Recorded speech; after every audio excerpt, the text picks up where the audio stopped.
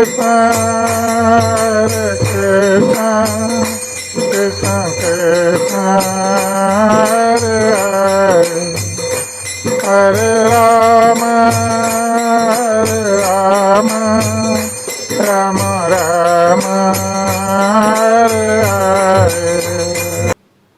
today we are reading from Srimad Bhagavatam, 11th canto, chapter 4, text 6. Dharmasya daksha duhitari ajanishta murtyam narayana naraha rishi pravaraha prasantaha naiskarmya lakshanam uvacha chachara karma yah api yadyapi adya api cha aste rishivarya nisevita angrihi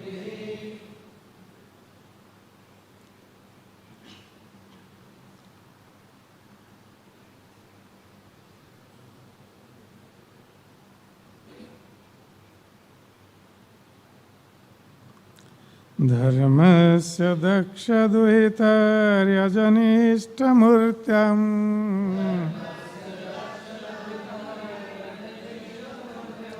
Narayano nararishi pravara prasantaha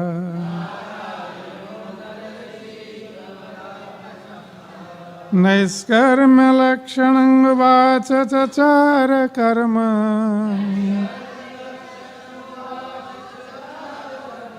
Yodhyapi chastari shivarjani sevitangri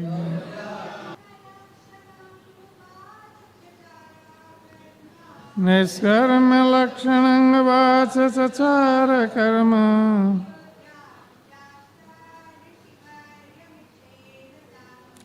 Yodhyapi chastari shivarjani sevitangri Dharmasya, the wife of Dharma, Daksha Duhitari, by the daughter of Daksha, Ajanishta was born, Murtyam, by Murti, Narayana, Narayana Naraha, Nara Narayana, Rishi Pravaraha, the best of sages, Prasantaha, perfectly peaceful, Naiskarma Lakshanam, characterized by the cessation of all material work, Uvacha, he spoke, Chachara, and performed, Karma, the duties, Yaha, who, Adya api, even today, Cha, also, Aste, is living, Rishivarya, by the great sages, Nisevita, being served, Angri, his feet.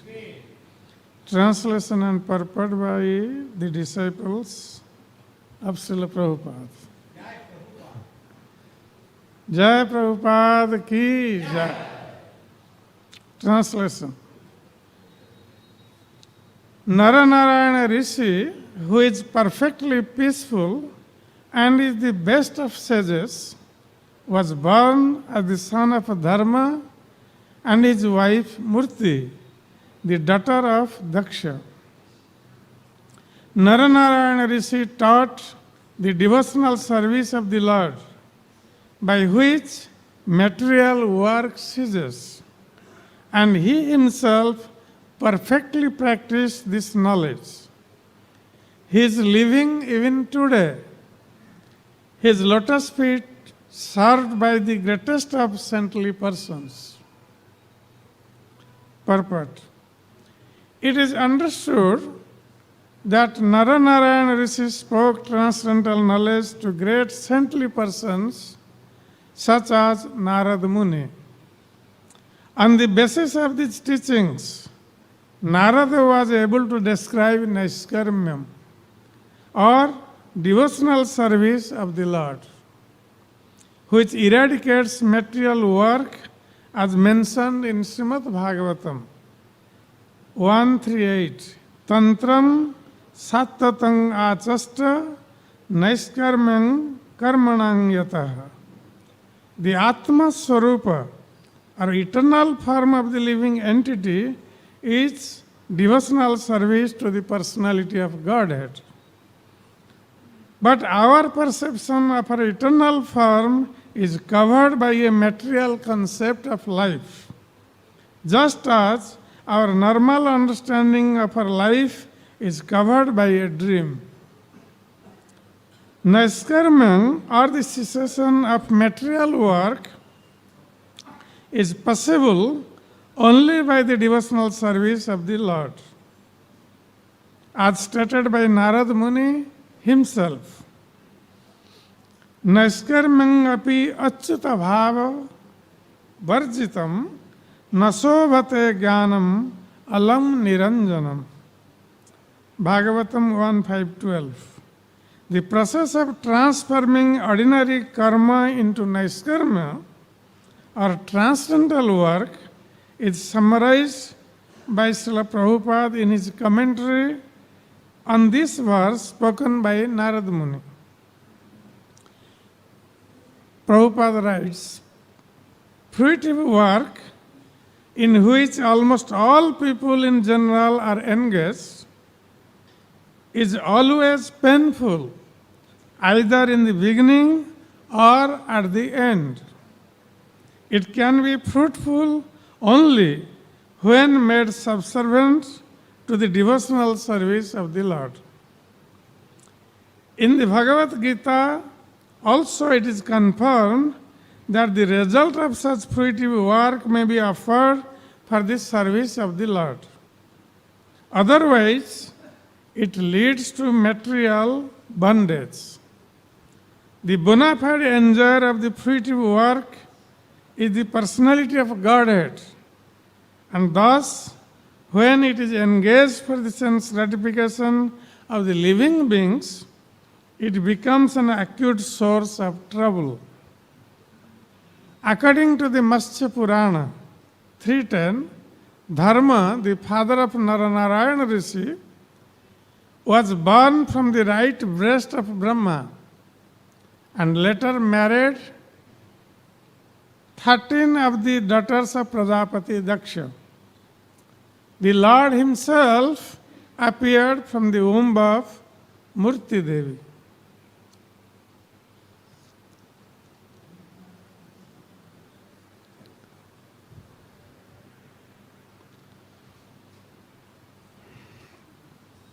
Dharmasya daksha duhitari ajanishta murtyam Narayano nararishi pravara prasanta Naiskarma lakshanam vacha chachara karma yadyapi chasta rishivarya nisebitangri.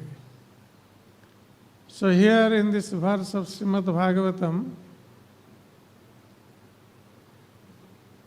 the Nar-Narayana Rishi, as an incarnation of the Lord, and his activities have been described.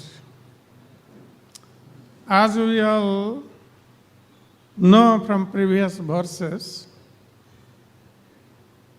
that Maharaj Nimi was asking questions to Nava-Yogendras.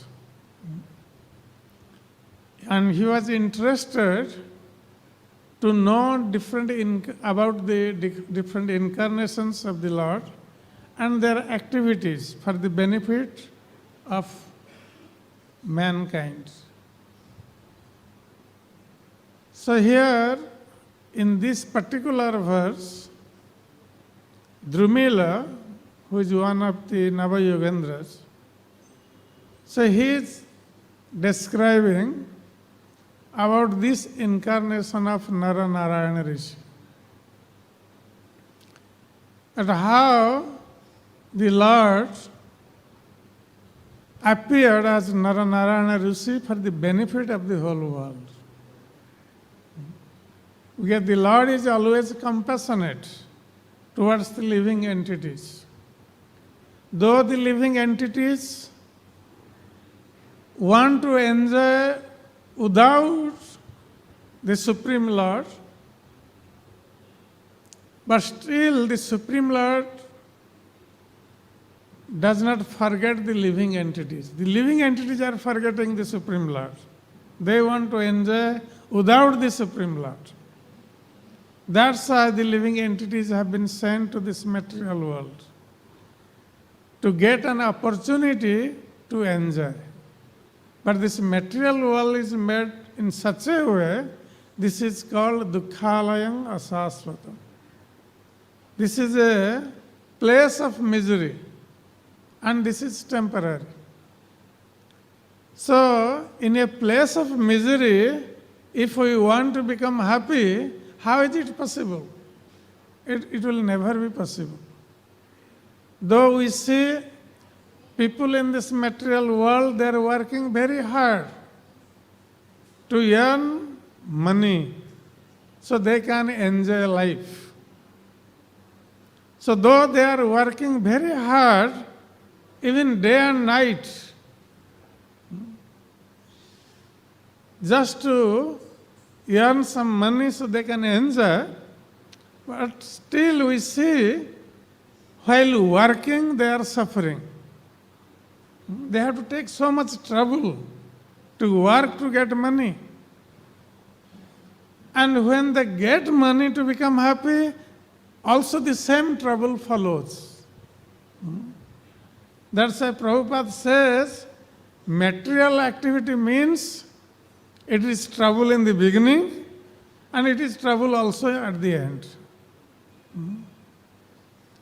Even when we try to enjoy, we may try to enjoy for a little short time.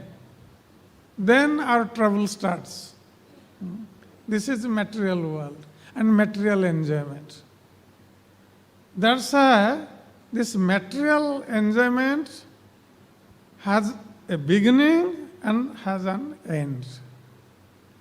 Yehi sansparsada bhoga dukkha yonaya evate adyantavanta kaunteya na tesu ramate buddha.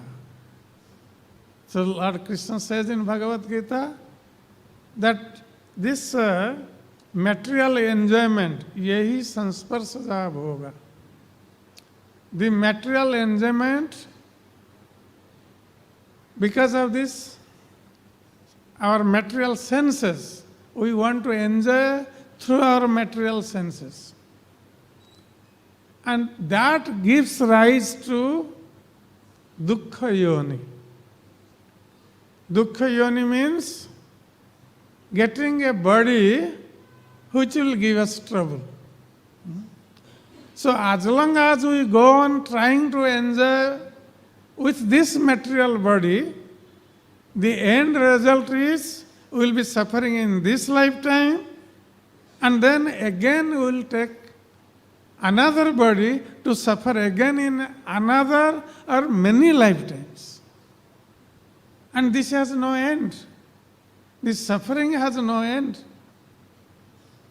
So that's why Lord Krishna says that natesu ramate buddha.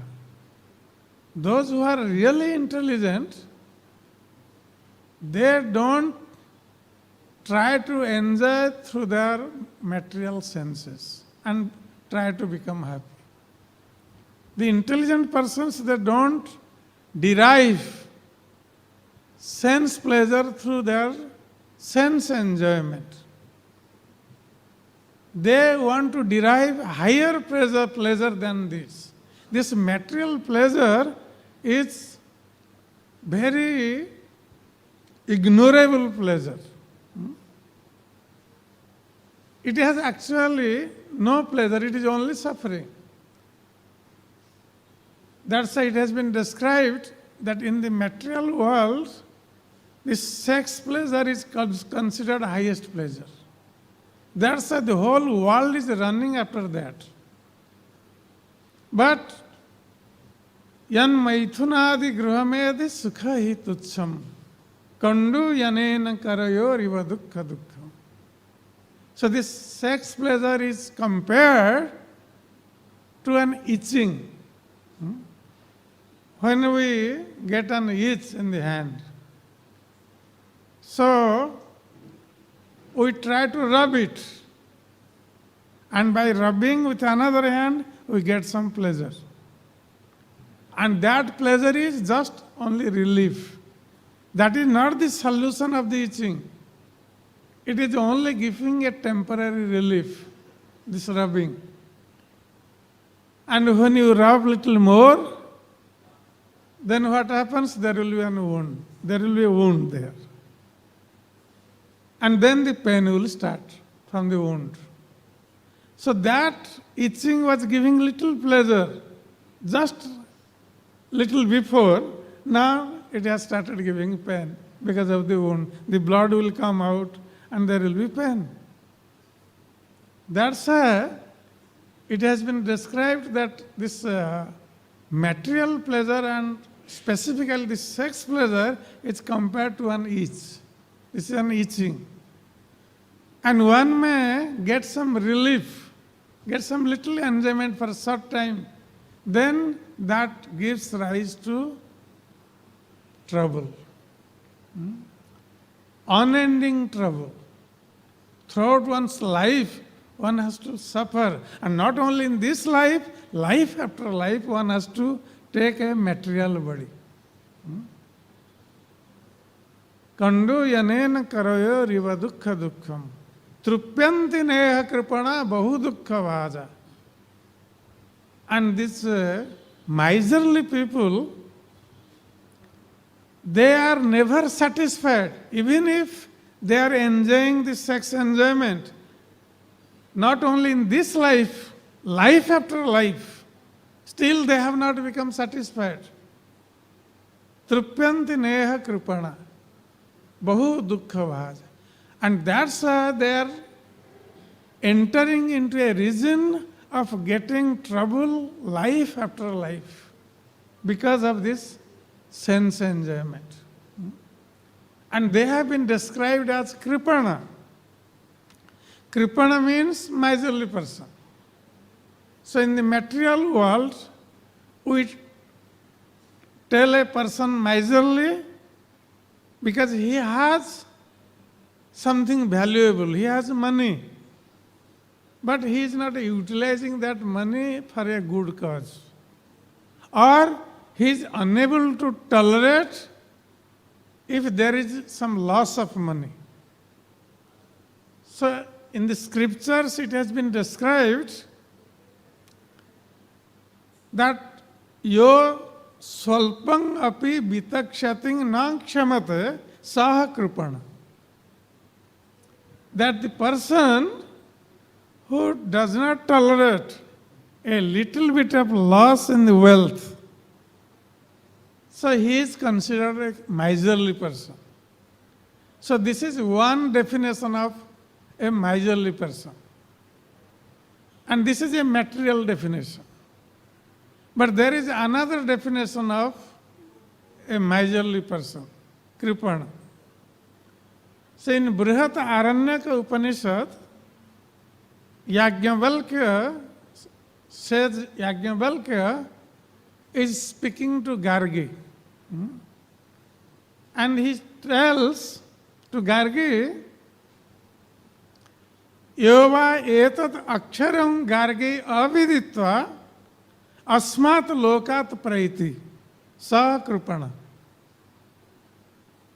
So Yajnavalkya is telling that that person is a miserly person who leaves this material world without knowing the eternal subject matter. Because in this material world, everything is temporary, nothing is eternal. We have a temporary body, and there are so many temporary sense objects. This material world is temporary, everything is temporary. But only one thing is eternal. That is the spirit soul, which is residing within the heart of the living entity. That's why the spirit soul is called Akshara, means which cannot be destroyed. Kshara means destruction. Akshara, without destruction. The spirit soul is without destruction because it is eternal. But this material body and everything related to this matter are all subject to destruction. So Yajnavalkya says that the person who, without knowing the eternal subject matter, that means the spirit soul, without knowing about the spirit soul, he leaves this material body, a material world. So he is a miserly person. And in Bhagavad Gita, Arjuna also said the same thing. Karpanya doso pahata svabha pruchhami tang dharma samudha cheta. Yasya yasyanischitang bruhitan me sishyasteham sadhi mangtang prapan. So Arjuna is telling because of this miserly intelligence, karpanya dosa, miserly defect, I could not understand my dharma. What is my duty? What is to be done and what is not to be done? So Arjuna was perplexed. And actually, Arjuna was representing the human beings. Those who are always perplexed in this material world. They don't know what is their real duty. They think to work hard and earn money is their real duty. That may be a necessity. To earn money is a necessity. But that is not the goal of life. That's why those who waste their human form of life just for the necessity of life, and without knowing the goal of life, they leave this material world, then they lose the opportunity to know or understand this eternal subject matter, the spirit soul and the supreme spirit soul and their relationship. That is the goal of life, to know this and get out of this material world eternally and enter into a spiritual world where we can enjoy eternal happiness. Here we can enjoy little temporary happiness. But in spiritual world, we can enjoy eternal happiness. So that's why to benedict the human beings of this world, the Lord is coming to this material world again and again in different incarnations and giving this transcendental knowledge for the benefit of this material world, for the benefit of the human beings. So Lord Krishna came, he instructed Bhagavad Gita through Arjuna for the benefit of the human beings. Lord Kapil Dev came, he also gave this transcendental knowledge, Sankhya Yoga, for the benefit of human beings.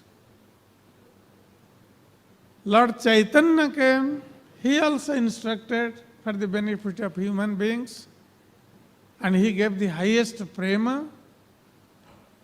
And in the same way, we see here in this verse, it has been described that Nar-Narayan Rishi also came to instruct this devotional service to the Lord, which is called Naiskarmya. where when one performs devotional service to the Lord, then material activity ceases. There is no material activity. When material activity is there, then material suffering will also be there. As long as we go on doing material activity, we will go on suffering. But when we transform our activity to satisfy Lord Krishna, because Krishna is the real enjoyer of all our activities and sacrifices. Bhoktaram yajna tapasam sarvaloka maheswaram shrudam sarvabhutanam gyatva mang santi mritsyati. Everyone is looking for peace. But how can one get peace? As long as one is going on thinking that he is the real enjoyer, I want to enjoy. So as long as this mentality is there, we can never become peaceful.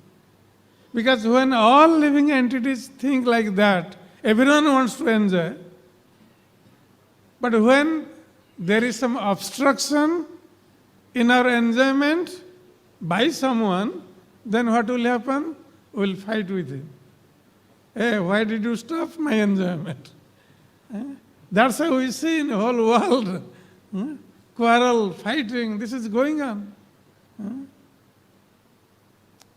Because we are all thinking we are the enjoyer of our activities, the result of our activities.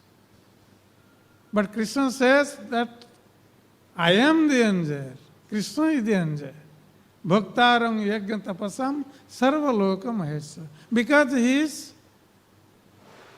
the Maheswara, the supreme controller of all planets, not only this earthly planet, of all planets, all universes, of all living entities. Krishna is the supreme controller. And he is the real enjoyer. And because we have been created by him, we are supposed to give enjoyment to Krishna. Not that we will ourselves will enjoy. Like suppose we are keeping a servant in our house, and the servant is meant to serve us and give us enjoyment. But if that servant will start enjoying himself instead of giving enjoyment to the master, trying to satisfy the master, without doing that, the servant will start enjoying. Then what master will do? He'll tell him to get out. Because he is meant to give service to the master. So, we are actually servants of Krishna. Because the spirit soul is eternal part and parcel of Krishna. So, the duty of the spirit soul is to serve the supreme soul. By that, the spirit soul can become happy. So, our duty is to serve this supreme spirit. That is Param Brahma, Krishna. But when we don't serve Krishna and we try to serve our senses, then we are in trouble. That's why we are suffering in this material world and taking birth again and again, taking material bodies. So, Nar-Narayan Rishi, he came to this material world. He incarnated himself for the benefit of human beings. Because the Lord is very compassionate, most compassionate. Out of compassion for the living entities, he incarnated himself. And then what did he do? It has been described here. That dharmasya daksha duhitari adanishta murtyam. The Lord appeared from the womb of Murti Devi. Murti Devi is one of the daughters of Daksha Prajapati. Daksha Prajapati had 16 daughters. So out of 16, 13 daughters were given to Dharma. And Murti is one of them. And this Murti, from the womb of Murti, this Nar-Narayan Rishi appeared as the son of Dharma. And here it has been described Nar-Narayan Rishi as Rishi Pravaraha. Narayano Nara Rishi Pravaraha Prasanta. So why this Nar-Narayan Rishi became very famous? Though he was an incarnation of the Supreme Lord, at the same time, he was Rishi Pravara. He was the best of the sages, best among us sages. Then why he is called the best among sages? What was his quality or qualification that he was considered the best of the sages, Rishi Pravara? So it has been described that Tai evam aradhyate tesu shreshtatva hetum. Because Nar-Narayan Rishi became very famous and he became the best among the sages because Tai aradhyate. Tai means that Supreme Lord. He was worshipping that Supreme Lord. Though he was himself an incarnation of the Supreme Lord, but to teach the general populace, he was himself speaking about the Supreme Lord and himself also teaching by example, by worshipping the Supreme Lord. So he was speaking and also himself doing. Himself he was also worshipping the Supreme Lord. In that way he was setting the example for others. Because nowadays we see people, they speak too much. They give very good instructions to others, but they themselves do not follow. Then that instruction does not bear any fruit.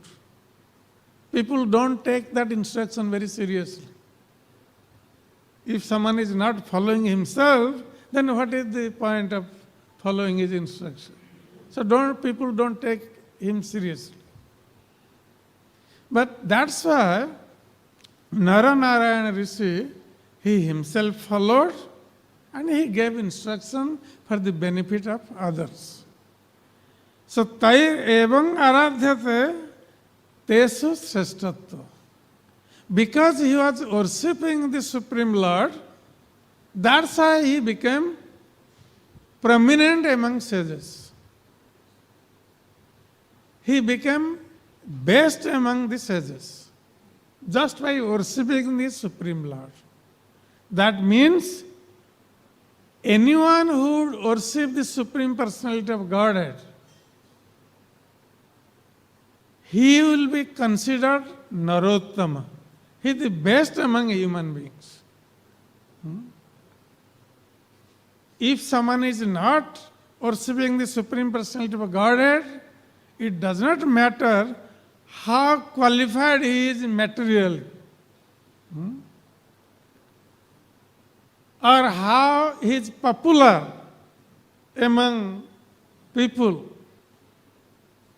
If he is not worshipping the Supreme Personality of Godhead, if he is not a devotee of Lord Krishna, then he is not Narottama. He is Naradhama. Lowest among men. But as soon as one worships, start worshipping the Supreme Personality of Godhead, he becomes best among human beings. Narottama. So here, Nar-Narayan Rishi, was considered a Rishi Pravara among the sages, because there are so many sages. And the sages, they have different philosophies, Nana Muni, Nana Mat.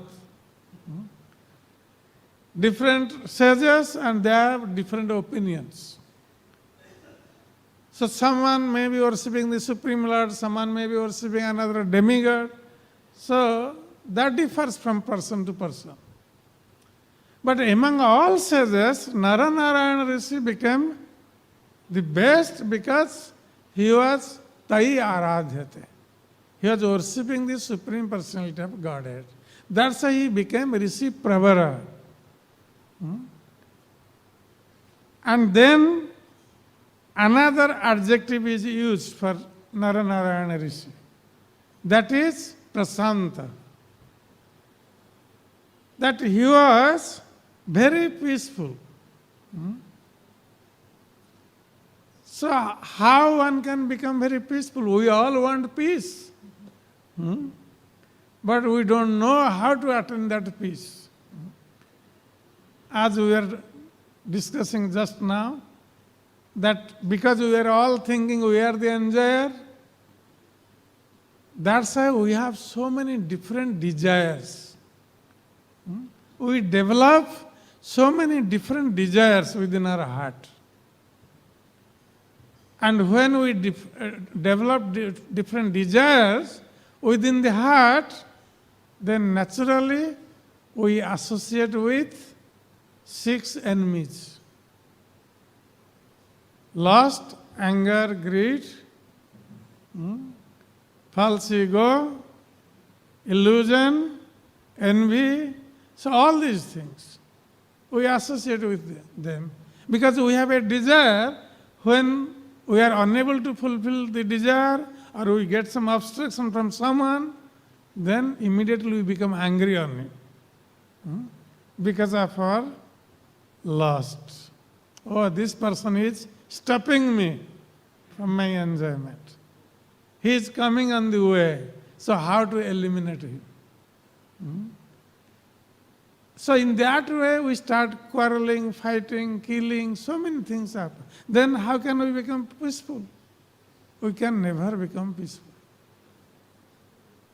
When we have different desires to enjoy, then it will be very difficult to become peaceful.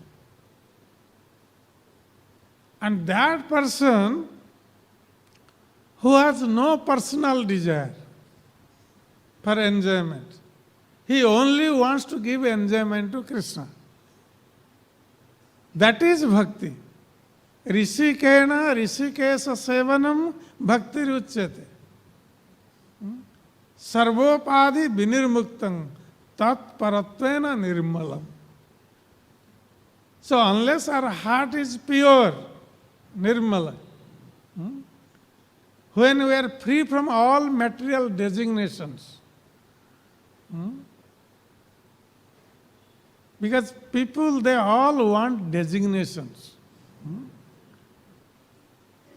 And specifically, they want to show off themselves that, oh, I am the best person among all of you.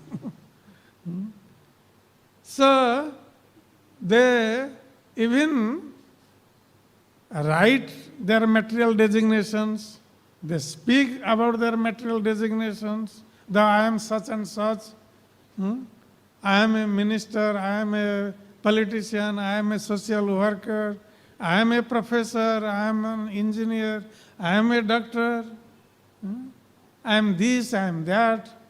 All these designations. These are all designations of the spirit soul. Already we have a covering of this material body. And with this material body, we accept so many other designations. I am this, I am that. I am B.Tech, I am M.Tech, I am this. So, all these material designations, because of this, then what happens? Our false ego increases. We think ourselves as a great person, great personality. And when false ego increases, we are in great illusion. And then everything else will follow. Lust, anger, greed, envy, everything will follow. When there is false ego, then everything will be there. Then in that situation, we can never become peaceful. That's why Chaitanya Mahaprabhu instructed us that what is the basic principle we have to follow to perform devotional service and engage our senses for the pleasure of Krishna. The basic principle Chaitanya Mahaprabhu gave is Trinadapi Sunichena Tarovarapi Sahisuna Amanina Manadena Kirtaniya Sadahari. Even we are chanting the holy name of the Lord, we cannot chant the holy name of the Lord feelingly unless we feel ourselves within the heart more humble than the grass in the street. That humility has to develop within our heart, and that should be very natural humility. When we will be free from all these designations, I am this and I am that, we will think I am nothing. Instead of thinking I am everything, we will think I am nothing. I have no qualification. Instead of thinking I have this qualification, that qualification, I am a PhD, this, that, we will think I have no qualification. Srila Prabhupada, he was such a great personality who moved all over the world, preached Krishna consciousness, changed the hearts of millions of people, established Krishna consciousness in every country, almost in every country. But he was so humble. He was thinking, I have not done anything. I have no qualification. Whatever I have done, it is because of the mercy of my Guru Maharaj. So a real disciple, when he becomes successful in doing anything, he himself does not take the credit. He always gives credit to his Guru Maharaj. And in that way, he remains humble. As soon as one will start taking credit for his activity, then his pride will increase. False ego will increase. And when false ego will increase, that will be the cause of our fall down from spiritual life. So that's why Chaitanya Mahaprabhu instructed. This is the basic principle of our devotional service. Trinadapi Sunichena. Tarorapi Sahisuna. We have to become more tolerant than the tree.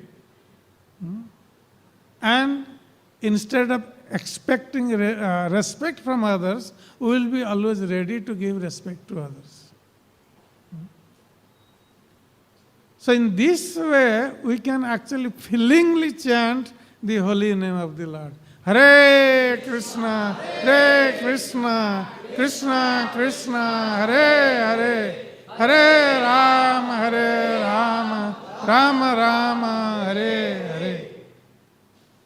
So, here we see that Nar-Narayan Rishi, he was Prasanta.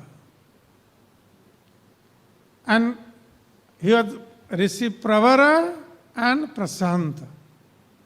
He was very peaceful. He was best among the sages and he was very peaceful. So here it has been described by our acharyas that who is called to be Prasanta, peaceful? Kama krodhadi rahita antakarana iti Prasanta. Whose heart is bereft of kama, krodha, lust, anger, greed, all these 6 enemies. He can become peaceful in life. But as long as we are maintaining these 6 enemies within our heart, then we can never become peaceful. We'll be always in anxiety. So Nar-Narayan Rishi, he was setting the example how to become prasanta, how to become best person, Narottama, best among sages, by worshipping the Supreme Personality of Godhead and making the heart pure. When we worship the Supreme Personality of Godhead, then we have to carry the Supreme Personality of Godhead within our heart. But if a heart is dirty, then how can we carry the Supreme Personality of Godhead within our heart? So we have to clean the heart, take away these filthy things from the heart, lust, anger, greed, illusion, envy, pride, whatever, and make the heart pure enough so we can invite Krishna to sit within our heart. Krishna said, Tomar Krishna dite par, tomar sakati ache. That's why the pure devotees of the Lord, they carry Krishna within their hearts. That's why they give Krishna to others. But those who have no Krishna within their heart, how they are going to give Krishna to others? So that's a Nar-Narayan Rishi. His heart was free from all these things. That's why he was prasanta, very peaceful. And what did he preach? Naiskarmya. Naiskarmya lakshanam. So, Nar-Narayan Rishi, he preached about Naiskarmya lakshanam and then Chachara karma. He also performed the same activities which he was preaching to others. So, in this way, he became actually worshipable. Nar-Narayan Rishi became worshipable by all the sages. Here it has been described, Yo adyapi chasta rishi varya nisevitanga.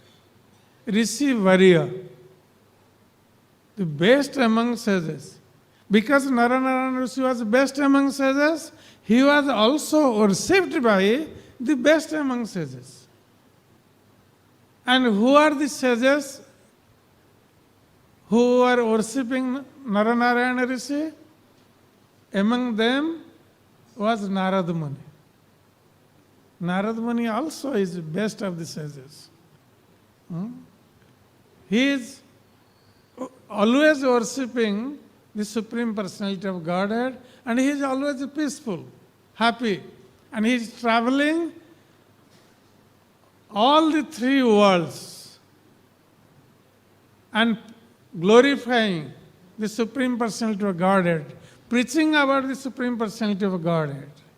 That's why we see in the history the great devotees of the Lord, Dhruva, Prahlad, they all became disciples of Narad Muni. Narad Muni gave them Krishna. So Narad Muni, that's why he is Rishi Varya. And he is also worshipping the lotus feet of Nar-Narayan Rishi.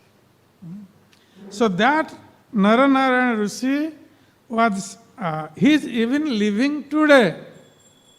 Where? At Badrikasrama, at Badrinath. Nar-Narayan Rishi is living there and performing austerity. He is performing austerity for the benefit of the mankind. The Lord is performing austerity for us. We can see the compassionate nature of the Lord.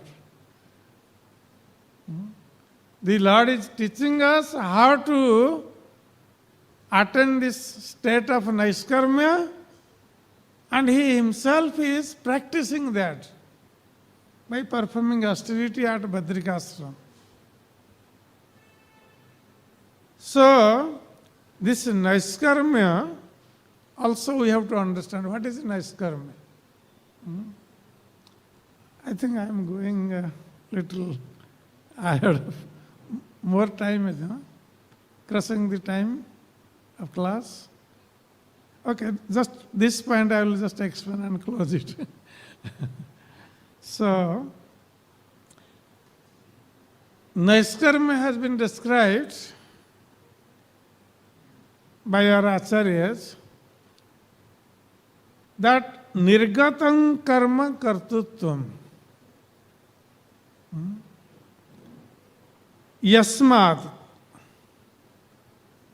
Naiskarma means nirgatam karma. So here in the material world, we see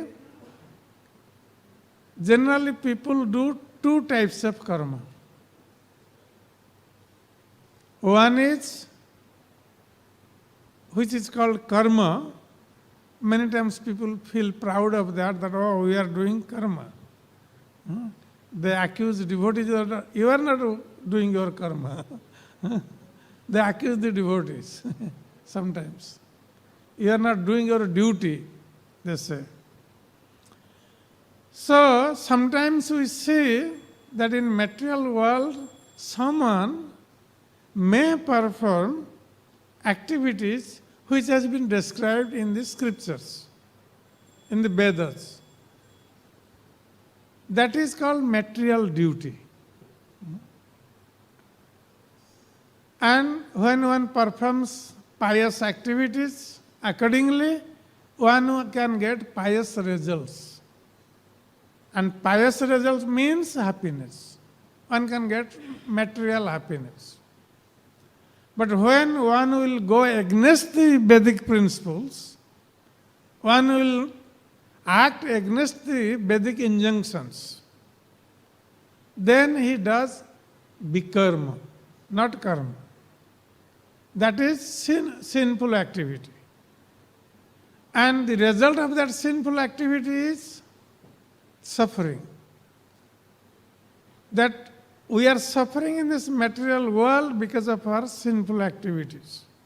We have performed so many sinful activities in our previous lifetimes. And that's why we are suffering. And sometimes we blame for our suffering to others. Because we don't know that we ourselves are the cause of our suffering. Because of our sinful activity, maybe in this lifetime, maybe previous lifetimes, so it can come at any time, the reactions.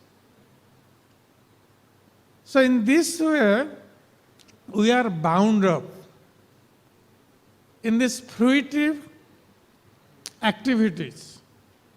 Whether it is pious or impious activities, we have to take birth in this material world to get the result of our activities, pious or impious. So as long as we are performing any activity in this material world, we have to come here, take birth again and again, may not be in form of human beings. Maybe we can become animals, birds, insects, so many forms we can take. And in every form we will suffer. This is the nature of this material world. So, here we see that these activities, pious activity or impious activity, they come under karma category. Material activities. They are all material activities. So, Naiskarma means nirgatam karma kartutvam. That when one transcends these material activities, that is called Naiskarma. Nirgata karma, Naiskarma. Nirgata means gata. The material activities are gone. No more material activity. No more thinking oneself that I am the doer or performer. Always we think I am doing this activity. But the activities are performed by material nature. Prakrite kriyamanani. Gunai karmani sarvasah. Ahankara vimudhatma kartahang iti manyate. The living entity thinks, I am the doer. I am karta. I am the enjoyer. So when our material activities will cease, and then kartutvam also cease. This idea of doership, I am doer, that will also cease. I am not the doer. I am the pure spirit soul. So when we will come to that stage of akartum, thinking ourselves as not the doer, then we will be situated in Atma Swarupam. We will be situated in self-realization. We will be situated in the self, Atma Swarupa. That is called Naiskarma. So that's why the great sages generally they accept that we are not this body, and they want to be situated in this Atma Swarupa. But there is a difference in their conceptions. The sages who want to cultivate spiritual knowledge and want to be situated in Atma Swarupa, they cultivate specifically impersonal knowledge. They think that we are the spirit soul, and the supreme spirit soul, which is called Param Brahma, this spirit soul is part and parcel of the supreme spirit, but this spirit soul has been separated from this supreme spirit by Maya. When the Maya's covering will go away, this spirit soul will merge with the supreme spirit soul and become one. That's why they think the supreme spirit is impersonal. They have this knowledge. But it has been described in Srimad Bhagavatam, Brahmeti, Paramatmeti, Bhagavan iti sabdate. There are three types of realization. The first type of realization is impersonal realization. But we go further, then we will have Paramatma realization and then Bhagavan realization, which is the topmost realization. And Bhagavan realization means the Lord is a person. So, sometimes it is seen that the impersonalists, they also practice this Naiskarma. They cease their material activity to attain this Naiskarma stage. But they have a faulty conception that the Lord is impersonal. That's why it has been stated by Narada Muni, Naiskarmam api achyuta bhava varjitam. Nasobhate jnanam alang niranjanam. That if that spiritual knowledge, which is Naiskarma, which teaches us to stop material activity, if that knowledge is devoid of achyuta bhava, devoid of the thought of the Supreme Personality of Godhead as a person, then that knowledge is na sobhate. It cannot be very attractive. that knowledge is not very attractive. It is not very beautiful knowledge if Achyuta Bhava is not there. This impersonal knowledge, Jnanam Niranjanam, this is not very decorative knowledge or attractive knowledge because there is no Achyuta Bhava. That means Naiskarma means there should be Achyuta Bhava. One should see the material activity and offer everything for the service of Krishna, to please Him.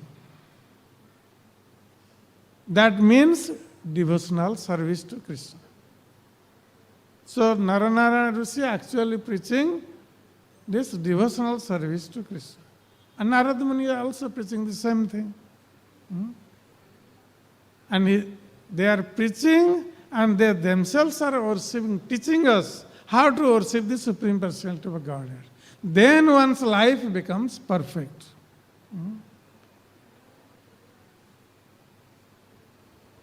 So we'll stop here. I have taken much time because this was a difficult subject matter to explain. So, thank you very much. Hare Krishna.